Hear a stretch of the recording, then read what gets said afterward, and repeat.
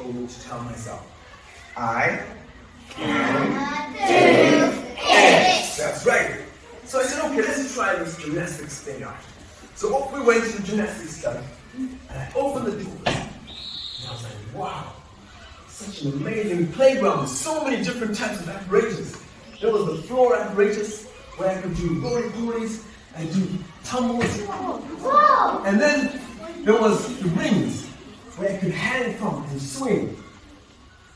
Then there was something called the parallel bars. They were parallel to each other.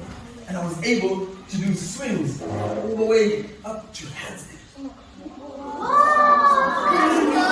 Then there was something called the vault apparatus, where I needed to run and jump over. Every time I take a step, you're gonna clap. Ready?